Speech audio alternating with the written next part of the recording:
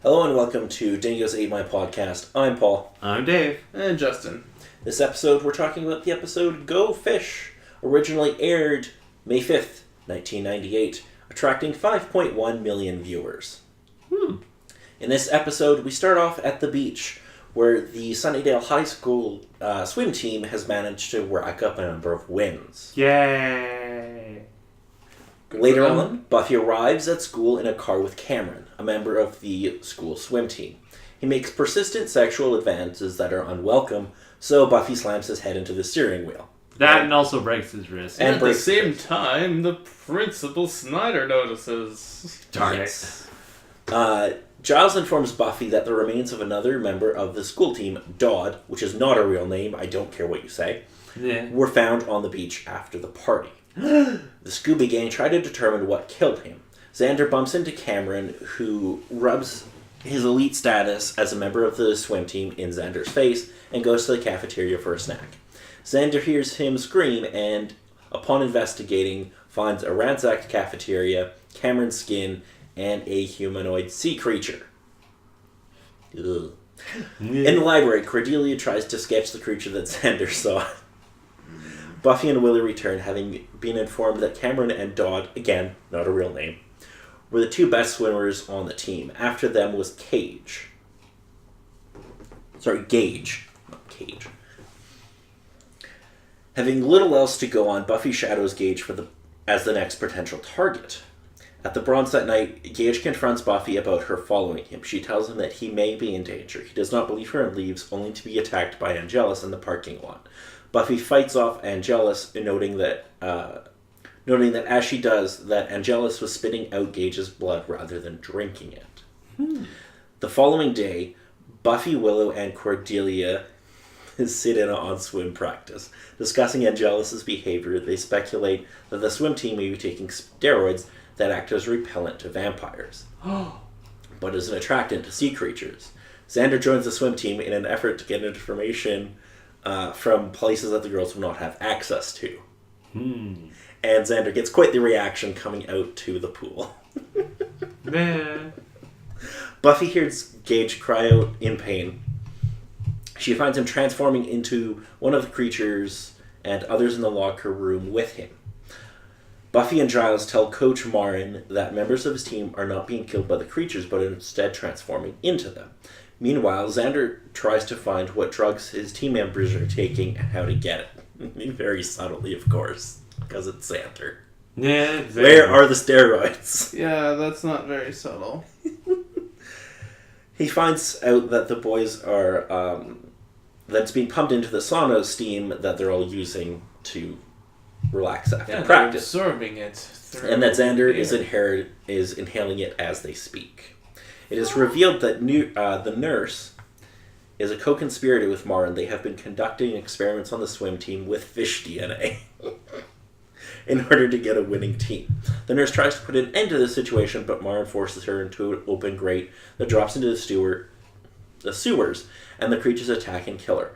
Buffy confronts Marin, but forces her at gunpoint into the sewer. She is fighting the sea creatures when Xander knocks out the coach and rescues her.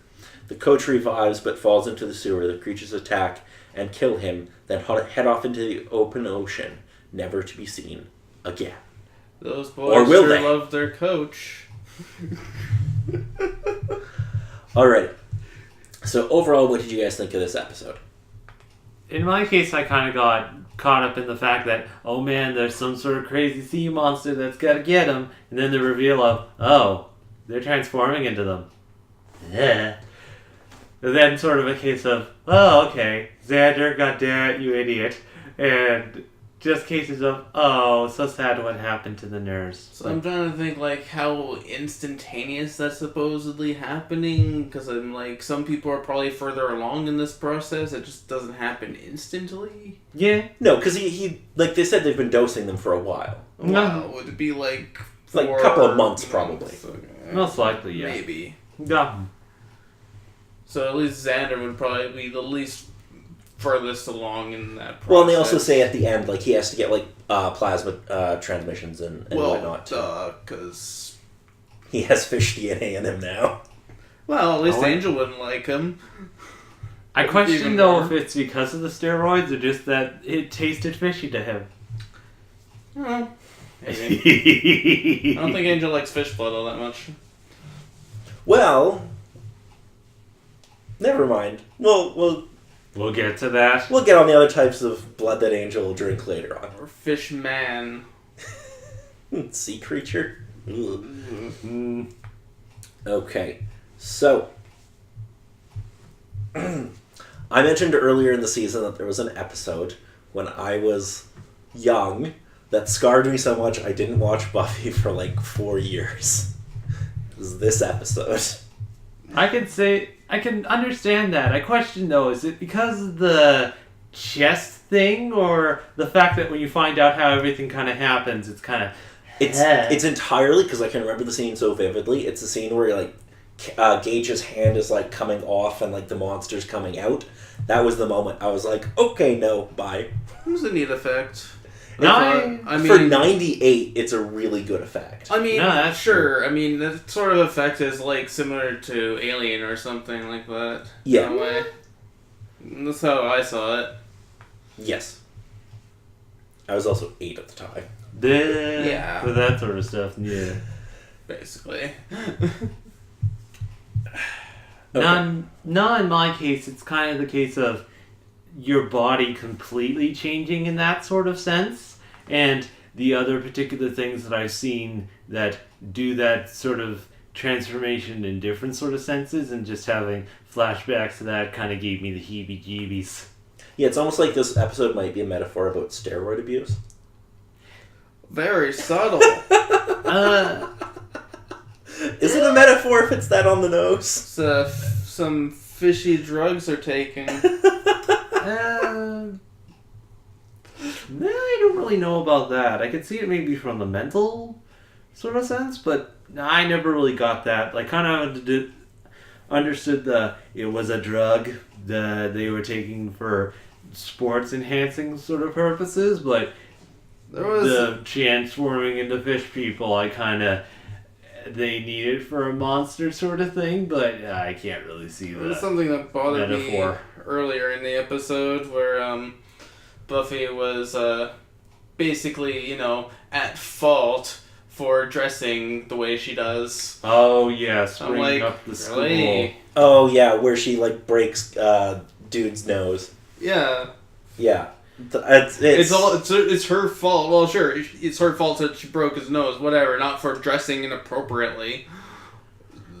Trying That's to hardly find some inappropriate. sort of excuse to cover it. I think the It was a bigger terrible thing for excuse. that was the principal's meeting with Willow. Yeah, that that's sort of too. brought that up. That was It's like- straight up too. Oh god, are you really going so hard to try to protect this person that you're willing to just push that sort of stuff to the side? Dude, I understand that a decent amount of people do that in certain sort of respects, but you can't do that sort of stuff. Yeah, so Principal Snyder goes to Willow, and he's basically like, look, Gage here kind of needs to pass, so reevaluate your numbers and give him a D. Basically tells her you have to pass him because he has to be on the swim team. Well, yeah, I think that was an interesting sort of bit there, because it's definitely not good, but there were other steps he probably could have taken to force her to do it, but that would have probably caused more issues than what he did, and it makes a bit more realistic sort of sense. But Willow had the appropriate reaction, but whether or not she's going to see the consequences or see what happens with that, we're never going to know because he kind of turned into a fish person. So, okay. Do you think we'll see the fish people again? Dude, they're kind of like the eggs. They're kind of gone, I'm sure. I'd say they're at least they've gone to swim with the fishes. They're in the oceans. Yeah, Okay, so you don't think they'll come back? Just like I them don't- eggs. I don't know why they would want to come back. I don't know. I mean, they already had their coach.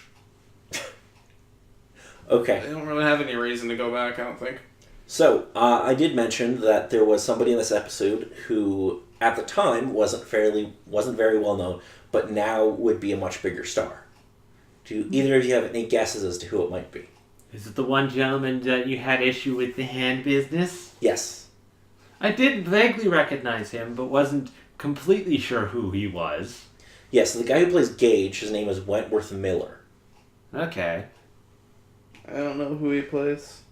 Any idea what show he might have been in? No, the title isn't coming, but from his facial features, I was like, I vaguely recognized him from something. I can't remember what, Okay. though. He played Michael in Prison Break. Oh! Didn't watch that. Dude that was like covered in tattoos? That's him. I can't remember specifically from tattoos, but I do vaguely remember Prison Break. Not actually watching it, but I remember him being within the advertisements and whatnot from that. Yeah. Okay. Prison Break is an absolutely mental show.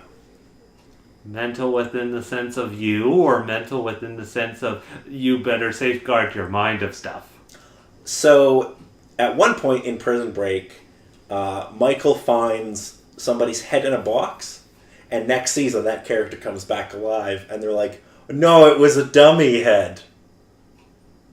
Yeah, a particular video game series did a trick like that. It wasn't too crazy. They do shit like that all the time. It was glorious. It's just a break, bro. All the mess with your head.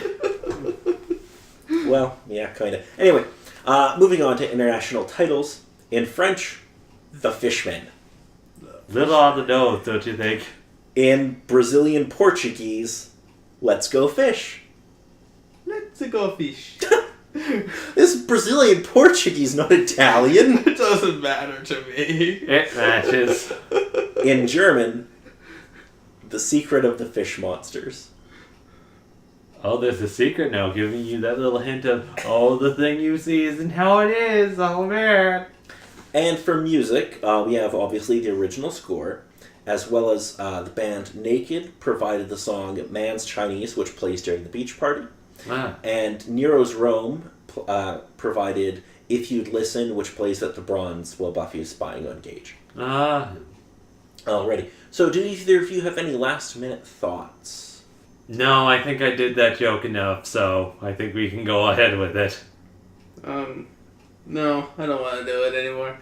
I don't think we need to go fishing for any more fish jokes. No. Anyway. I did like the effects, though, in this episode. It was nice. That's true. Yeah, they are surprisingly good. Yeah. Mm-hmm. Yeah. Good quality level. Oh, definitely. I think the biggest thing was they gave the hand the goo. The goo just sells it. So, the next 2 episodes we'll be covering, because we'll do them in one episode, Yes, will be two-parters. Becoming Part 1 and 2. This will wrap up Season 2. Now, Neat. do you have any questions for me about what to expect in that? Or forward into Season 3 and beyond? No, I think aside from the couple things that you mentioned, now I think I'm just ready to sort of head in, sort of like, okay, show, how you gotta add these two. I'm trying to think of what other important characters there are. Okay, so we've got Buffy, Angel, Willow, Giles, Oz, Cordelia, Xander, Yeah. and Joyce.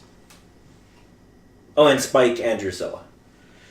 I wonder if is Spike gonna be in season 3 or not? Yes. That's okay. Yeah, Spike isn't going anywhere anytime soon. Okay, because he's, favorite of the Because he's season. very popular and he will only become more important to the series. Alright, cool.